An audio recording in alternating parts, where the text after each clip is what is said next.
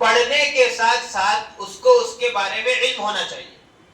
آپ غور کیجئے کہ اللہ کے نبی صلی اللہ علیہ وسلم کی عمر جب بڑھاپے کی عمر تک پہنچ گئی، یعنی آپ موت سے چند سال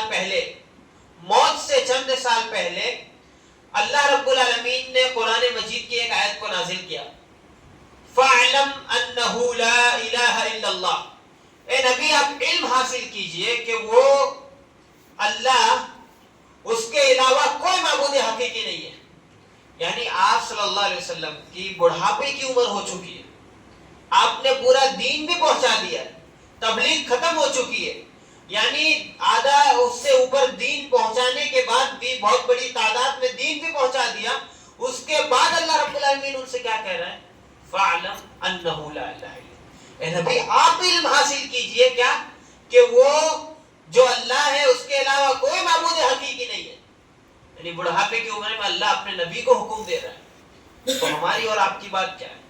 ہمیں تو لا الہ الا اللہ کے بارے میں علم ضرور بضرور ہونا چاہیے، اور ہمیں جوانی سے لے کر بڑھاپے تک کی زندگی میں اس کے بارے میں جانکاری ہونا ہی چاہیے کہ ہم نے جب لا الہ الا اللہ پڑھا ہے تو ہمیں کیا کیا معلوم ہے. چلو آئیے کچھ چیزیں ہم اس کے بارے میں جانتے ہیں. مثال کے طور پر جب ہم نے لا الہ الا اللہ پڑھا ہے تو لا الہ الا اللہ کے معنی ہوتے ہیں کہ نہیں ہے کوئی معبود حقیقی سوائے اللہ کے. ٹھیک ہے، ہمارے یہاں بہت سے لوگ اس کا ترجمہ کرتے ہیں کہ اللہ کے سوا کوئی معبود نہیں ہے. لا الہ الا اللہ کا مطلب بہت سے لوگ بولتے ہیں اللہ کے علاوہ کوئی معبود نہیں ہے. کیا دنیا میں اللہ کے علاوہ کوئی معبود نہیں ہے؟ معبود مطلب کیا ہوتا ہے؟ جس کی عبادت کی جاتی ہے. جس کی عبادت کی جاتی ہے اسے معبود کہا جاتا ہے. اللہ کے علاوہ دنیا میں معبود موجود ہے. کیا یہ پتھر کی جو پوجا کرتے ہیں معبود نہیں ہے؟ معبود ہے، کیونکہ ان کی عبادت کی جا رہی ہے. جن کی بھی دنیا میں عبادت کی جا رہی ہے ان کو معبود کہتے ہیں. ہاں، لیکن معبود حقیقی جو ہے، جو حق رکھتا ہے عبادت کا، جو خالص حق رکھتا ہے عبادت کا، وہ کون ہے؟ اللہ رب العالمین. یعنی اللہ رب العالمین نے جو ہم سے کہلوایا ہے، جو ہم سے تصدیق نامہ اللہ رب العالمین نے لیا ہے، وہ کیا ہے؟ کہ آپ اس بات کی تصدیق کیجئے کہ لا الہ الا اللہ، کہ اللہ کے علاوہ کوئی معبود حقیقی نہیں ہے. یعنی کوئی عبادت کا حق نہیں رکھتا ہے. معبود تو بہت سے ہیں دنیا میں، لیکن کوئی عبادت کا حق نہیں رکھتا ہے. اس کے بعد دوسرا جو ہم اس میں دو چیزیں ہم اللہ رب العالمین کے لیے ثابت کرتے ہیں. پہلی چیز کیا کہتے ہیں ہم؟ لا الہ، کوئی معبود حقیقی نہیں ہے. جب ہم نے یہ کہہ دیا کہ دنیا میں کوئی معبود حقیقی نہیں ہے الا اللہ، سوائے اللہ کے، تو اب ایک ذات پر ہی ہم آ کر کے رکے، اس کے علاوہ جو بھی ہے ان کو ہم کو چھوڑنا پڑے گا. چاہے وہ کتنا ہی بڑا کیوں نہ ہو، کتنا ہی پہنچا ہوا کیوں نہ ہو، کتنی بڑی ہستی کیوں نہ ہو، اسے ہمیں چھوڑنا پڑے گا. کیونکہ ہم نے ایک ہی معبود حقیقی ہونے کی گواہی دی ہے کہ وہ ایک ہی معبود حقیقی ہے. آج دیکھیں، میں نے آپ کو مثال دی کہ دنیا کے اندر ایسے بہت سے لوگ ہیں جو لا الہ الا اللہ پڑھتے ہیں، لیکن انہیں معنی ہی نہیں پتا ہے کہ وہ لا الہ الا اللہ کو صحیح طریقے سے ادا کر سکے اپنے عمل کے ذریعے. جب آدمی کو پتا ہو کہ ہم نے اللہ کے علاوہ سارے معبودوں کی نفی کر دی ہے، یعنی سارے معبودوں کو ہم نے باطل تصور کر دیا ہے، اور اللہ کے حقیقی ہونے کی ہم نے گواہی دے دی ہے. جب آدمی یہ سمجھے گا تبھی توحید پر آئے گا نا. اس کو تو پتہ ہی نہیں، وہ سوچتا ہے کہ ہم نے لا الہ الا اللہ پڑھ لیا، اب ہم مسلمان ہیں. اب چاہے قبر کے آگے سجدہ کرے، چاہے کسی صنم کو پوجے، چاہے کسی کے آگے پوجے، کہیں بھی جائے، بابا کیا پیر کے نیچے گر جائے، کچھ بھی کرے، ہم مسلمان ہی رہیں گے. نہیں، جب آپ نے گواہی دی ہے کہ اللہ کے علاوہ کوئی معبود حقیقی نہیں، تو آپ اللہ کے ہی ہوئے. اس کے علاوہ آپ کو کہیں اور نہیں جانا ہے، کسی اور در کی ضرورت نہیں ہے.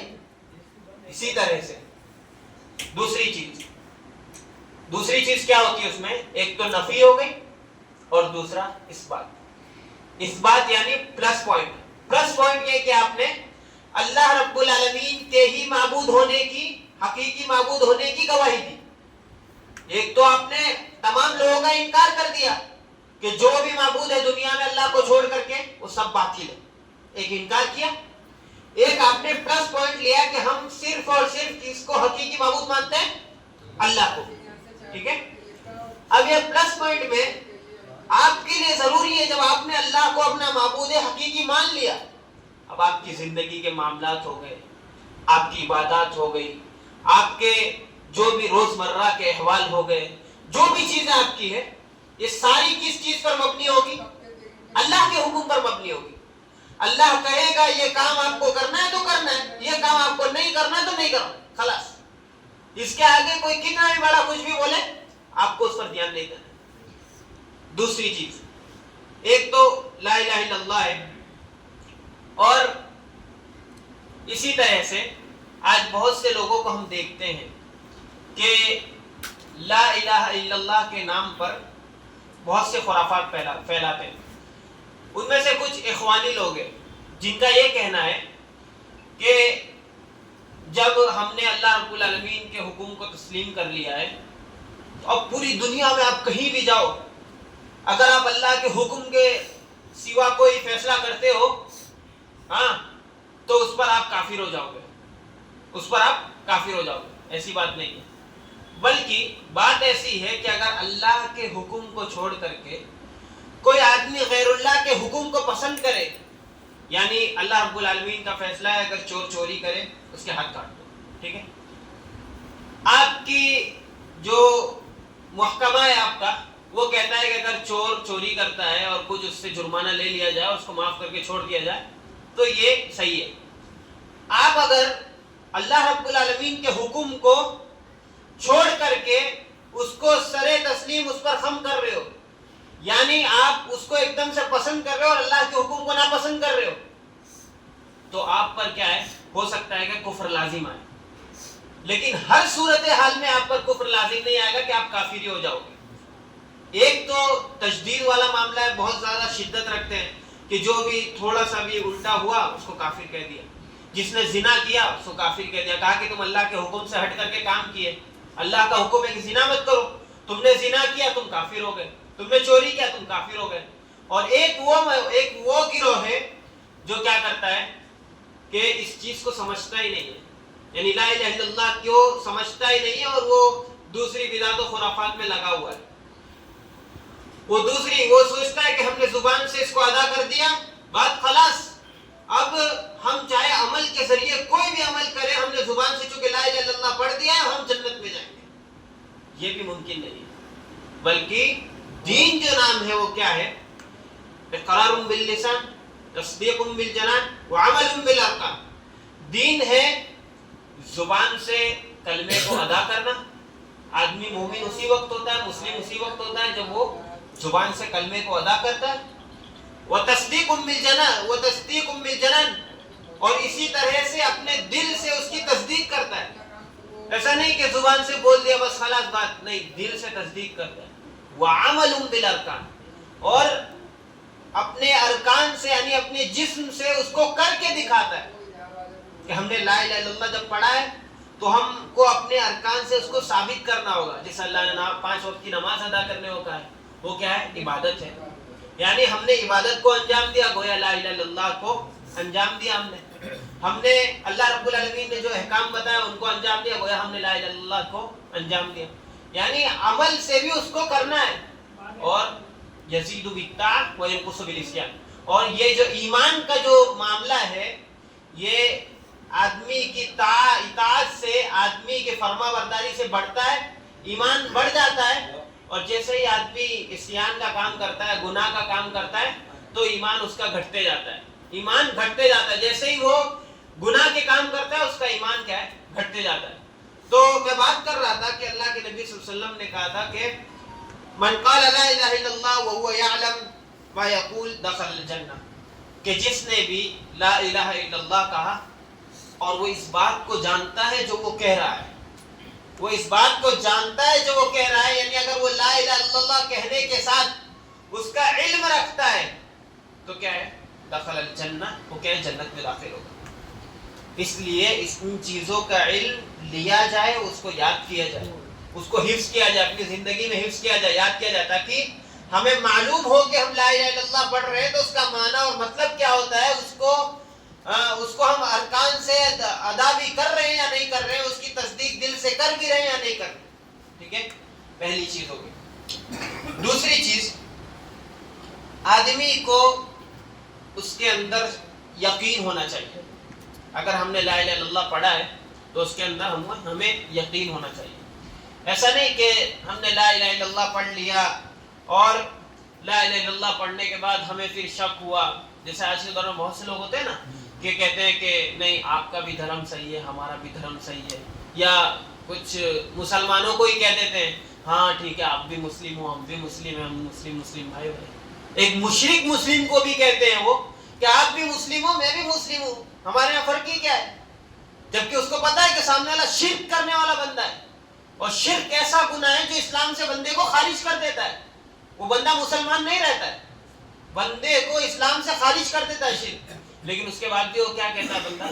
نہیں آپ بھی مسلمان میں بھی مسلمان، ہم دونوں بھائی بھائی. یعنی اس کو اتنا یقین نہیں ہے اپنے ایمان پر کہ وہ دوسرے کو بھی مومن کہہ رہا ہے.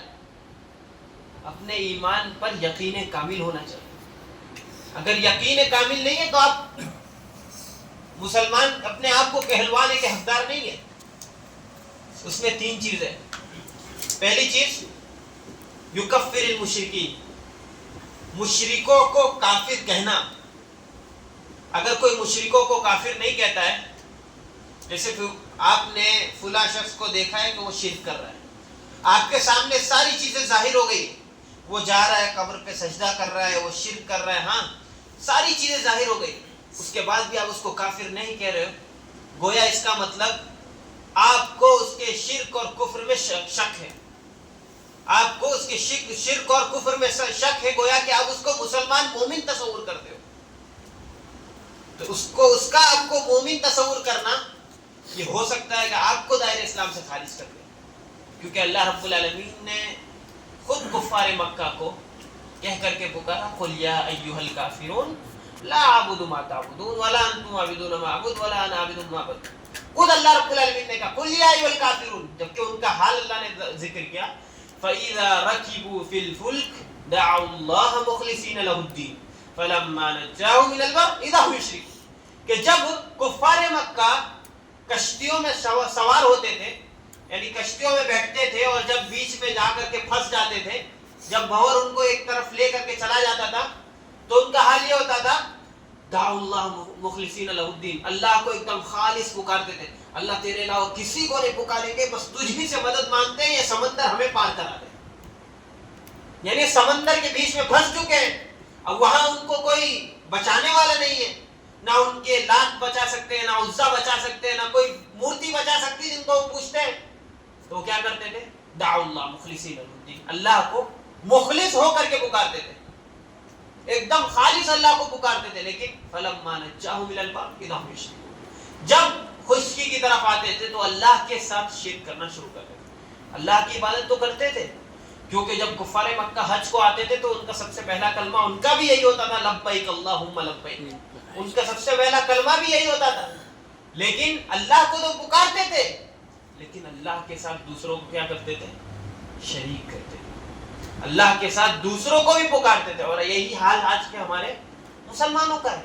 دیکھ لیجئے، پھر بھی اللہ نے ان کو کہا قل یا ایھا الکافرون، اور آج ہم کیا کرتے ہیں؟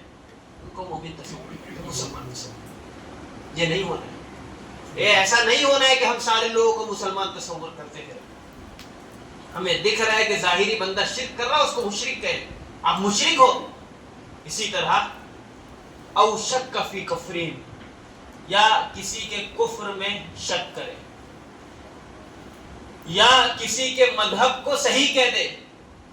جیسے فلاں آدمی، ہم میں سے بہت سے لوگ ہوتے ہیں نا، جیسے کبھی کسی کافر سے ملاقات ہو گئی تو وہ کافر کہتا ہے دیکھو ایشور ایک ہی ہے، اللہ ایک ہی ہے، سب جو بھی بھگوان ہیں ہم اس کو پوچھتے ہیں، آپ اس کو پوچھتے ہیں، ہمارا بھی ایشور اوپر ہی ہے، آپ کا بھی اللہ اوپر ہی ہے، ہم سب پوچھتے ایک ہی پوچھتے ہیں. اور بندہ ہاں کہہ کے چلے آتا ہے. اس کو تصور نہیں ہوتا میں کفر ادا کر رہا ہوں زبان سے. میں اگر اس بات کی تصدیق کر رہا ہوں کہ وہ سامنے والا مجھے کہہ رہا ہے کہ ایشور بھی ایک ہے، وہ بھی ایک ہے، فلاں بھی ایک ہے، فلاں بھی ایک ہے، یعنی ہم بھی ایک کو ہی پوچھتے ہیں، آپ بھی، یہ تو جو مورتیاں ہیں یہ ان کے اوتار ہیں، ہم بھی اسی کو اوپر والے کو ہی پوچھتے ہیں، اور آپ بھی اسی کو پوچھتے ہو، وہ بھی ہمارا ایشور ہے، اور آپ اس کو اللہ کے نام سے یاد کرتے ہو. یہ بھی کفر ہے. کفر آدمی اس کو اور اس پر حامی بھر دیتا ہے، کفر ہے. ڈائریکٹ آپ نے کفر کیا اس کا، اللہ رب العالمین کا کفر کیا، کیونکہ آپ نے دوسرے کے معبود کی تصدیق کر دی. آپ نے دوسرے کے معبود کی تصدیق کر دی، اس کے مذہب کو صحیح کہہ دیا، گویا آپ نے کفر کر دیا. تو کیا نہیں کرنا ہے؟ 3 چیز بتائے گئے. ایک تو کافروں کو، مشرکوں کو کافر کہنا ہے. دوسری چیز ان کے کفر میں شک نہیں کرنا ہے کہ ہو سکتا ہے یار وہ کبھی صحیح بھی ہو سکتے ہو. جیسا آج کے بہت سے مسلمان ہوتے ہیں نا کہ وہ کیا کرتے ہیں، نہیں میں اللہ کے پاس مانگتا ہوں جی، تو مانگنے میں مجھے نہیں ملا، لیکن فلاں جگہ گیا، میں 2 دن صرف گیا، تیسرے دن مجھے وہ چیز حاصل ہو گئی. ہاں، وہ شک کرتے ہیں، یعنی اپنے ایمان پر بھی شک کرتے ہیں اور سامنے والے کے کفر پر بھی شک کرتے ہیں. ہو سکتا ہے یہ بندہ صحیح ہو، اگر یہ وہ دربار پہ جاتا ہے یا وہ کچھ کرتا ہے تو ہو سکتا ہے وہ صحیح ہو سکتا ہے میں بھی جاؤں کسی دن، میں بھی جا کر کے وہ چیک کروں. تو یہ بھی نہیں کرنا ہے. پہلی چیز بتائی تھی مشرکوں کو کافر کہنا ہے. دوسری چیز کسی کے کفر میں شک نہیں کرنا ہے. اگر وہ دکھ رہا ہے شرک کر رہا ہے، کفر کر رہا ہے، اس کو کافر کہو اور اپنے ایمان پر ثابت قدم رہو. اور تیسری چیز کیا بتائی؟ وَصَحَّ مذہبوں، یا کسی کے مذہب کو صحیح کہہ کر کے چلے آنا کہ آپ کا بھی مذہب صحیح ہے، میرا بھی مذہب صحیح ہے. یہ انسان کو دائرہ اسلام سے خارج کر دیتا ہے، کیونکہ گویا اس نے اللہ رب العالمین کا انکار کر دیا، دوسرے مذہب کو اس نے اقرار کر لیا. جبکہ لا الہ الا اللہ میں نے آپ کو بتایا کہ بندہ کیا کرتا ہے، سارے معبودان باطلہ کا انکار کرتا ہے اور ایک معبود کی گواہی دیتا ہے کہ وہی حقیقی ہے. لیکن آپ نے جب کہہ دیا آپ بھی صحیح میں بھی صحیح، گویا آپ نے اس کو بھی صحیح قرار دے دیا، وہ باطل نہیں ہوا.